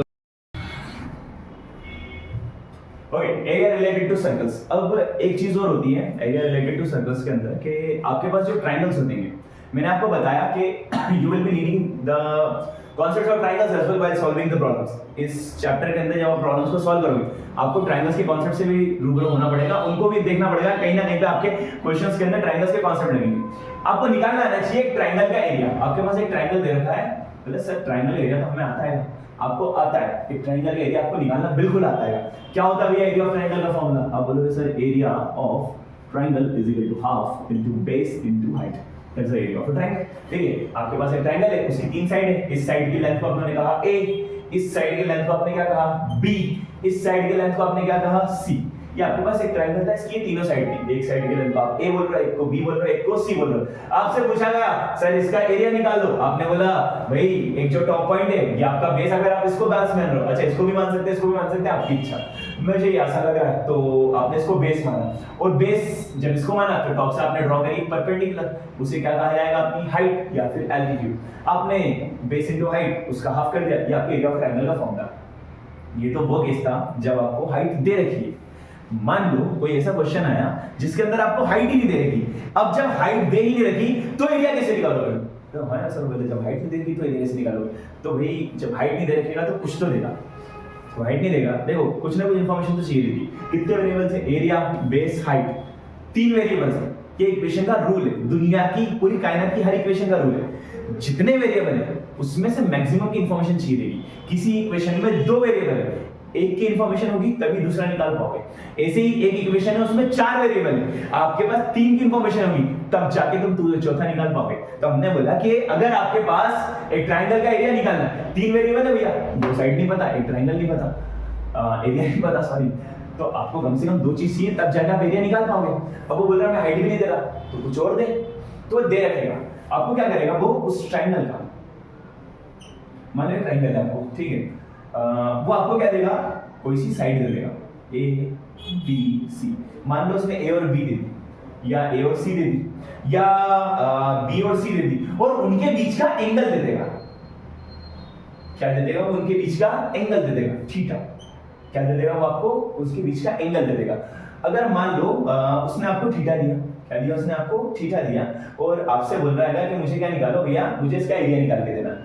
अगर मैं ध्यान से देखूं, अगर मैं इसको ध्यान से देखूं तो अब कैसे निकाला जाएगा, तो इसका सिंपल सा एक फॉर्मूला होता है area of triangle when height is not given, when height is not given, और एंगल दे रखा है, 2 साइड दे रखी है और उनके बीच का एंगल दे रखा है। आप लगाओगे formula half A B sine theta. क्या फॉर्मूला होगा भैया, half A B sine theta. Plus sir कैसे आया, मैं कैसे मान लूं, तो भाई उसके लिए साल भर पढ़ना था, अभी तो रटल है कि यार एरिया ऑफ ट्रायंगल का फॉर्मूला होता है half A B sine theta. Please note it down, लिखिए भैया, बहुत इंपॉर्टेंट फॉर्मूला है, बहुत क्वेश्चंस में हेल्प करेगा आपको।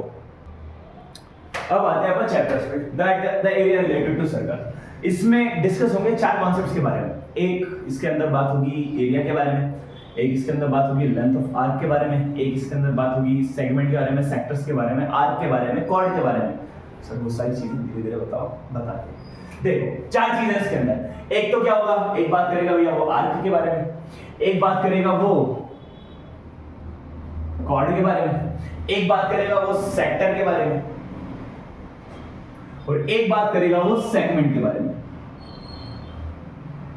4 चीजों के बारे में बात होगी इसके अंदर, आर्क, कॉर्ड, सेक्टर, सेगमेंट। किसकी बात करेगा, आर्क, कॉर्ड, सेक्टर और सेगमेंट। एक तो आर्क की बात करेगा, एक कॉर्ड की बात करेगा, एक सेक्टर की बात करेगा और एक सेगमेंट की बात करेगा। सबसे पहले आर्क की बात करें। आर्क क्या होता है? अच्छा, इसको स्टार्ट करने से पहले 2 चीजें मैं आपको बताना चाहूंगा, वो आप लिख लीजिए।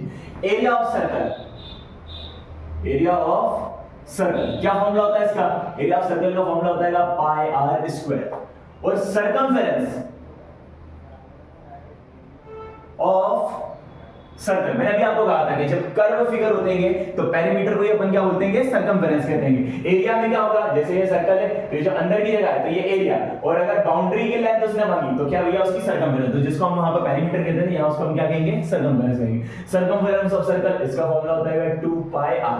पाई की 2 वैल्यूज होती हैं, एक होता है 22/7 और अप्रोक्सीमेटली 3.14। ये दोनों अप्रोक्सीमेट वैल्यूज होती हैं जो आपको अच्छी नहीं लगे, तुम्हारे ऊपर तुम्हारी नहीं चलेगी, एग्जामिनर की चलेगी।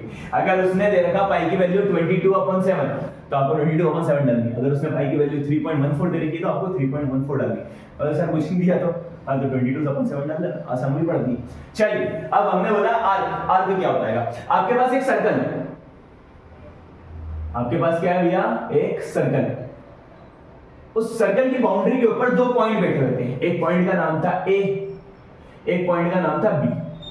अब मान लो हमें ए से चल के बी पे जाना था। कहां जाना था? ए से चल के आपको कहां जाना था? बी पे पहुंचना था। अब ए से बी जाने के 2 रास्ते हैं, एक ये घुमा हुआ रास्ता, ये जो कर्व पाथ है, ये जो कर्व पाथ है ए से बी पहुंचने का, ये जो कर्व पाथ है इसे कहा जाता है आपकी आर्क। क्या कहा जाता है? ए से बी पहुंचने का जो कर्व पाथ है, जो घुमा हुआ रास्ता है, इसे क्या कहते हैं अपन? आर्क कहते हैं। और इसी तरीके से इन्हीं 2 पॉइंट, यही 2 पॉइंट था ए और ये दूसरा पॉइंट था अपना बी। ए से बी पहुंचने का जो सीधा रास्ता है इसे कहा जाता है कॉर्ड। क्या कहा जाता है? कॉर्ड। भैया जो कर्व पाथ होता है, जो घुमा हुआ रास्ता था ए से बी पे पहुंचने का, जो आपका कर्व पाथ है उसे आप क्या कहते होगे? आर्क कहते हो। और ए से बी पे पहुंचने का जो आपका सीधा रास्ता है उसे क्या कहा जाता है? कॉर्ड कहता है। वो दिख रही सीधी बिल्कुल सीधी नहीं हुआ, अभी देखना उसकी, हाँ बोल नहीं सकता मैं, बहुत बार हो गई। चलो ठीक है। सेक्टर, अब सेक्टर क्या होता है, वही आपका जो कर्व पाथ था ए बी, ये ए बी था भैया, ठीक है। अब ये कर्व, ये आर्क जो होती है दो होती है, एक बड़ी वाली होती है, अच्छा देख ए से बी जाने का एक तो ये बड़ा रास्ता, तो सिर्फ यहीं से थोड़ी जा सकते, इधर से घूम के भी जा सकते हो भी, तो ये छोटा रास्ता और ये बड़ा रास्ता, तो इसको कहा जाता है माइनर आर्क। क्या कहा जाता है इसको, इसको कहा जाता है माइनर आर्क ए बी। और ये जो घुमा हुआ रास्ता है, जो बड़ा रास्ता था, इसे कहा जाता है मेजर आर्क। क्या कहा जाता है इसको, इसे कहा जाता है मेजर आर्क ए बी।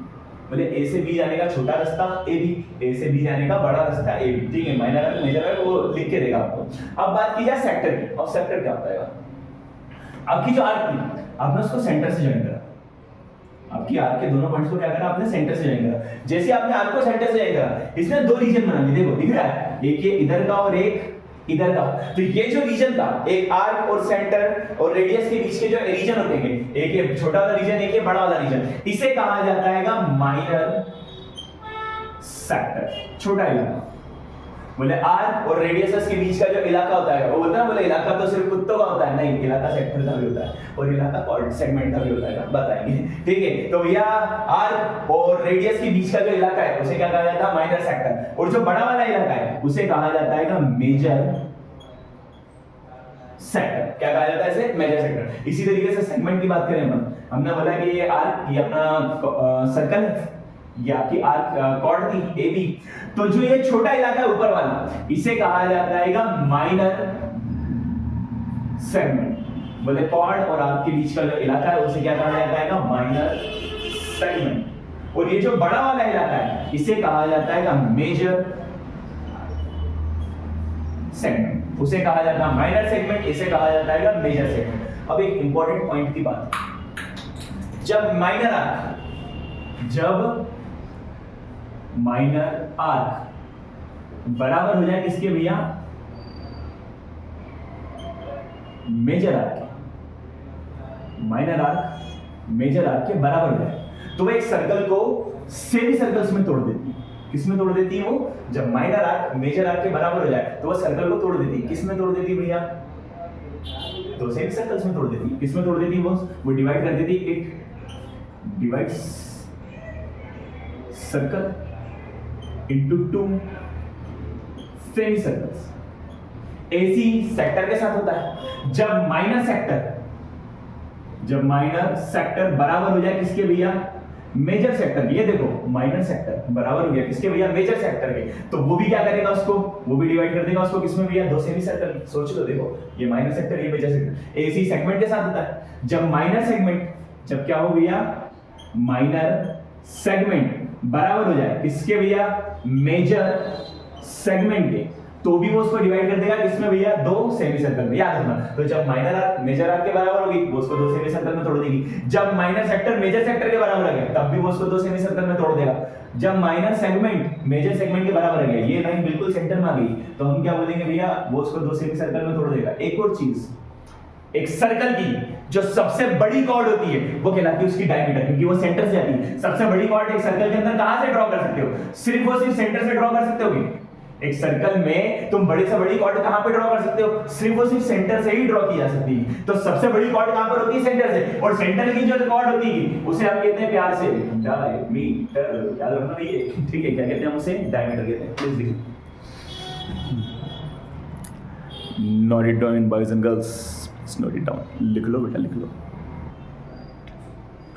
अब बेसिकली इसमें 5 से 6 तरीके के क्वेश्चंस आते हैं। एक जनरली तो पूछता है वो लेंथ ऑफ आर्क, एक सर्कल दे देगा, उसमें एक आर्क दे देगा, बोलेगा आपको उसकी लेंथ निकाल के देना है। दूसरा पूछेगा length of area of sector, area of major sector, length of major arc, length of minor arc, area of segment. Rare है, कभी कभी पूछता है, पूछ लेता है। एरिया ऑफ मेजर सेक्टर सबसे ज्यादा रेयर है, मेजर सेगमेंट सॉरी सबसे ज्यादा रेयर है, पूछता है कभी कभी, मतलब बहुत रेयर कैसे ना, मुश्किल है इस बार आना, बट एटलीस्ट आपको फॉर्मूला आना चाहिए, ठीक है। लास्ट ईयर शायद उसने एरिया ऑफ माइनर सेगमेंट का फॉर्मूला पूछ लिया था, तो फॉर्मूला तो आपको आना चाहिए। चलिए देखिए, तो कितने तरीके के फॉर्मूला होते हैं पढ़ाने दो बच्चों को। अब बात की जाए, सबसे पहले हमने कहा आपके पास एक सर्कल है, ठीक है, एक पॉइंट ए है, दूसरा पॉइंट आपका बी है, ए से बी तक का जो पाथ है उसे अपन क्या बोलते हैं, आर्क बोलते हैं। ये अपनी माइनर आर्क, ये अपनी मेजर आर्क। आपने इसको सेंटर से ज्वाइन करा, अगर आपने सेंटर से इसको ज्वाइन करा, अजीब सा सेंटर हो गया कुछ, ठीक, आपने इसे क्या करा, सेंटर से ज्वाइन करा, तो ये सेंटर को कुछ ना कुछ एंगल बनाएगा, उस एंगल को हम कहते हैं थीटा। आपको क्या दे रखा रहेगा, सर्कल की रेडियस दे देगा या कभी कभी डायमीटर दे देगा और बोलेगा कि भाई रेडियस निकाल लो, आधा कर देना, रेडियस निकल जाएगी। आपको एंगल दे रखा होगा, वो बोलेगा इस आर्क की मुझे लेंथ निकाल के दो, लेंथ ऑफ आर्क। अच्छा एक चीज याद रखना, एक सर्कल जो होता है वो अपने सेंटर पे कितने का एंगल बनाता है, 360 डिग्री का। ठीक है, एक कंप्लीट जो एंगल होता है वो हमेशा कितने का होता है, 360 डिग्री का। तो एक सर्कल अपने सेंटर पे कितने का एंगल बनाता है भैया, 360 डिग्री का। अब उस 360 डिग्री, भाई जो पूरी बाउंड्री है वो सेंटर पे कितने का एंगल बना रही है, 360 का। अब ये कुछ उसने दे दिया देखो, मान ले 60 डिग्री। अब हमें कितनी बाउंड्री चाहिए, सिर्फ उतनी बाउंड्री जो सेंटर पे कितने का एंगल बना रही हो, 360 का। अच्छा एक बात बता, तुझे ये आर्क निकालनी है। ओके सो आपको क्या दे रखा है, देखो इसमें बात क्या करेगा, हम डिस्कस कर रहे थे दैट एक सर्कल है, उसके अंदर आपको एक आर्क दे रखी और उस आर्क की आपको लेंथ निकालनी है। ठीक है, मान लो उसने आपको एंगल दे रखा है ना 60 डिग्री का, यहाँ पर कि जो 60 डिग्री का पार्ट है, हमने पढ़ा कि पूरा जो सर्कल है वो सेंटर पे कितने का एंगल बनाता है, 360 डिग्री का। अब आपको पूरी लेंथ नहीं चाहिए भाई, लेंथ ऑफ आर्क चाहिए आपको। क्या चाहिए आपको, length of arc A B, ए से बी तक की जो आर्क है, आपको उस आर्क की क्या चाहिए, लेंथ चाहिए। अब उसने क्या इंफॉर्मेशन दे रखी, उसने दे रखी है 60 डिग्री कि जो आर्क है सेंटर पे एंगल बना रही है कितना भैया, 60 डिग्री का। तो हमने कहा कि जो पूरी सर्कल होती है, जो पूरी सर्कल की बाउंड्री होती है, ये बाउंड्री चाहिए आपको, ये बाउंड्री यहां से लेके यहां तक की लेंथ। तो पूरी जो बाउंड्री होती है उसको निकालने का हमारे पास क्या तरीका, सर उसको निकालने का तरीका हमारे पास 2πr, यही होता है पूरी बाउंड्री निकालने का। अब ये तो पूरी 360 की जो बाउंड्री है, पूरी जो 360 डिग्री की जो बाउंड्री, उसका फॉर्मूला हुआ, हमें पूरी 360 डिग्री यानी पूरी बाउंड्री नहीं चाहिए, हमें इस बाउंड्री का सिर्फ कितना पार्ट चाहिए, इतना पार्ट चाहिए। ये जो 60 डिग्री के एंगल में जो पार्ट आ रही है सिर्फ हमें ये चाहिए। तो हमने कहा कि पूरी जो बाउंड्री होती है वो कितने एंगल बनाती है, 360 डिग्री का। उस 360 में से आपको सिर्फ कितना पार्ट चाहिए, सिर्फ 60 डिग्री चाहिए। उस 360 में से सिर्फ कितना चाहिए, सिर्फ 60 डिग्री चाहिए। यानी ये जो 360 वो पूरा पार्ट है, इस 2πr का जो पूरा पार्ट है वो कितना है, 360 पार्ट है। ये 360 जो है, ये जो 2πr है ये पूरा 360 पार्ट है। इसमें से आपको सिर्फ कितना चाहिए, मात्र 60 चाहिए। तो आपका फॉर्मूला हो जाएगा 60/360 into 2πr। ऐसे ही मान ले अगर यहाँ पर 45 डिग्री का एंगल हो गया तो फिर क्या हो जाएगा भैया, आर्क आपकी 45 का एंगल बना रही है सेंटर पे, तो क्या हो जाएगा फॉर्मूला, 45/360 into 2πr। 90 का एंगल बना रही है तो 90/360 2πr, यानी XYZ कोई भी एंगल बना रही है, कोई भी एंगल को अपन क्या बोलते हैं, थीटा। तो फॉर्मूला हो जाएगा θ/360 into 2πr।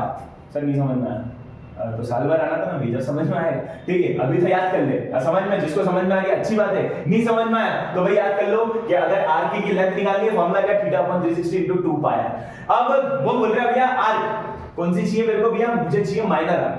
बोले सर बोला तो नहीं बोलेगा वो आपको बोलेगा ही नहीं, आपको सिर्फ इतना लिख के देगा, बोले लेंथ ऑफ आर्क। अगर उसको मेजर चाहिए होगी, देखो मेजर हो स्पेशल चीज, मेजर क्या होती है, स्पेशल चीज चाहिए। माइनर जो है वो जनरल चीज है भाई, दुकान पे तुम्हारी कोई स्पेशल चीज है और कोई जनरल चीज है। जैसे गुलाब जामुन भैया एक घी वाले और एक नॉर्मल वाले, तुमने बोला गुलाब जामुन दे दो, ऑब्वियस सी बात है उसके दिमाग में आएगा नॉर्मली मांगने आएगा भैया, गरीब सा इंसान है। अगर तुम्हें स्पेशल चाहिए और बोलते वो 500 वाले निकाल दो भाई, ठीक है, तो आप पहले पूछ सकते हो 500 की पत्ती निकाल के दोगे, बोले दे रहे 500 वाले निकाल के, तो हमने बोला 500 मत दोगे ना, और ठीक है ना 100 तो 5 दे देना, क्या फर्क पड़ता। तो बोले लेंथ ऑफ आर्क, उसने क्या बोला, θ/360 into 2πr। अब अगर आपको स्पेशल वाली चाहिए नहीं तो बोल के मांगेगा कि नहीं मुझे तो बड़ी वाली लाके दो, तो बोलेगा फाइंड द लेंथ ऑफ कौन सी आर्क भैया, मेजर आर्क। मेजर आर्क की लेंथ चाहिए, तो मेजर आर्क की लेंथ चाहिए भार वाली, तो बस क्या करो, कुछ भी मत करो भैया, ये भार वाले का एंगल पता कर लो। सर भार का एंगल कैसे पता करें, कैसे पता किया जाए भार का एंगल क्या है। अभी हमने बताया एक सर्कल पूरा कितना एंगल बनाता, 360, ये पूरा कितना होगा 360, 360 में से इतना हटा दो तो क्या हो जाएगा भैया भार का एंगल 360 माइनस थीटा। बस फॉर्मूला लगा दो 360 माइनस थीटा, ये जो थीटा था यहाँ पे भार का एंगल डाल दो, भार का एंगल क्या 360 माइनस थीटा अपॉन में वही 360 मल्टीप्लाई में वही गिरसा बिठा सा अपना 2πr, खत्म, बात हो गया अपना काम। अब वो पूछेगा एरिया ऑफ सेक्टर, इस सेक्टर का एरिया मांगेगा, एरिया ऑफ सेक्टर। फिर से वही वो बोलेगा नहीं माइनर चाहिए उसको, अगर उसने कुछ नहीं बोला तो समझ जाओ भैया एरिया ऑफ सेक्टर माइनर ही मांग लिया वो। एरिया ऑफ सेक्टर AOB, किस सेक्टर की बात करिए वो, AOB सेक्टर की। ये वो है चन्नू मुन्नू सा जरा सा जो बेटा ना यहाँ पर ये AOB, तो AOB की बात करिए कि मुझे एरिया ऑफ सेक्टर AOB निकाल के दो। कैसे निकाल के दे भैया एरिया ऑफ सेक्टर AOB, फिर से वही तुम्हें पूरा एरिया निकालना पड़ेगा। पहले तो पूरा एरिया कितना होता है पाई r स्क्वायर, तुम्हें उसमें से कितना चाहिए, खाली इतना सा चाहिए, तो बस कुछ भी मत करो भाई, 360 थीटा अपॉन में 360 भाई, 360 का जितना पार्ट चाहिए उतना थीटा से मल्टीप्लाई कर दो, थीटा अपॉन में 360 पाई आर स्क्वायर। अच्छा मेजर मांग लिया तो उसमें क्या करेंगे हम, एरिया ऑफ मेजर सेक्टर।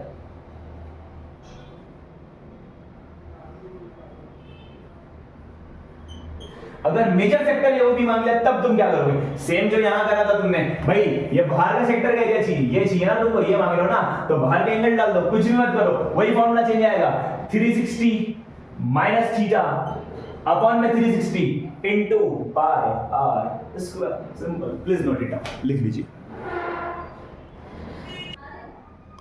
अब लास्ट इसके अंदर दो कॉन्सेप्ट बचेंगे, एरिया ऑफ माइनर सेगमेंट और एरिया ऑफ मेजर सेगमेंट। इनके फॉर्मूला याद कर लीजिएगा, लास्ट ईयर पूछ लिया गया था एरिया ऑफ सेगमेंट का फॉर्मूला क्या होता है, क्वेश्चंस के चांसेस कम होते हैं, फिर भी जो सिंपल सिंपल से वो एक बार लगा लेना। हाँ, तो बात हो रही है भैया एरिया ऑफ माइनर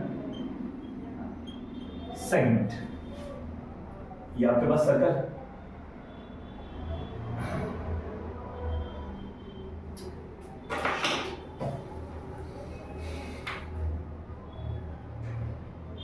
ये आपके पास एक सर्कल है, इस सर्कल के अंदर ये आपकी एक कॉर्ड, नाम रखा गया भैया ए बी।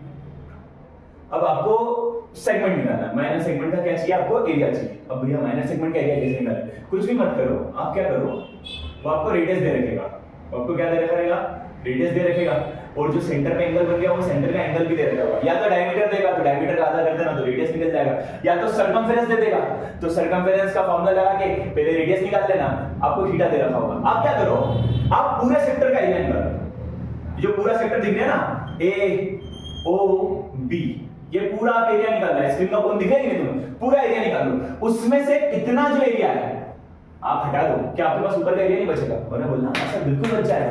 तो बस यही आपको करना है, कुछ भी मत करो, area of sector A O B, इसमें से माइनस कर दो, क्या भैया, एरिया ऑफ ट्राइंगल, ठीक है, area of sector A O B, जिसमें से माइनस कर दो area of triangle A O B triangle का एरिया क्या कर दो भैया, माइनस कर दो, area of sector A O B का फॉर्मूला क्या, थीटा अपॉन में 360 pi are square minus area of triangle A O B. अब दो केसेस है भैया, अगर हाइट दे रखी है जो कि नहीं दे रखेगा आपको, अगर उसने आपको हाइट दे रखी है तो क्या फॉर्मूला लगाओगे भैया, half into base into height, और अगर हाइट नहीं दे रखी तो बोले half A B sine theta.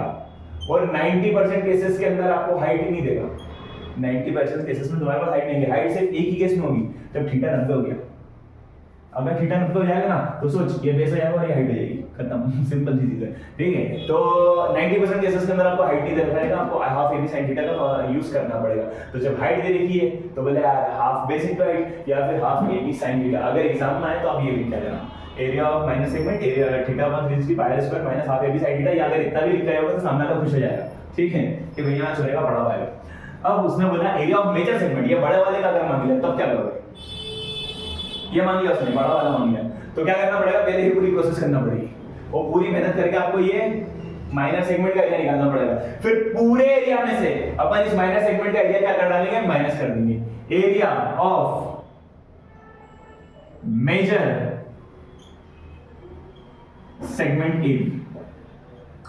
B, major segment का आपको एरिया निकालना है, तो क्या करोगे भैया, एरिया ऑफ ट्राइंगल, पूरे ट्राइंगल का पहले तो एरिया निकलेगा, एरिया ऑफ नहीं सॉरी पूरे सर्कल का एरिया निकलेगा, पूरे सर्कल का क्या निकालोगे भैया, एरिया निकालोगे, तो एरिया ऑफ सर्कल माइनस, अब पूरे सर्कल का एरिया निकाल लिया, उसमें से क्या करो, ये एरिया माइनस कर दो। सर ये कहां से निकालेंगे, इस फॉर्मूले से, पहले ये फॉर्मूला लगा के पूरी मेहनत करके आपको ये निकालना पड़ेगा, फिर पूरे सर्कल के एरिया में से आपको इतना माइनस करना पड़ेगा, तो क्या हो जाएगा, area of circle minus area of minor segment. सिर्फ इतना ही लिख के आएगा तुम्हारा काम हो जाएगा, दैट्स इट। तो आज के लिए बस इतना ही, पार्ट 4 यहीं खत्म हो जाएगा for today. The class is dismissed, thank you very much all of you, please leave for the day.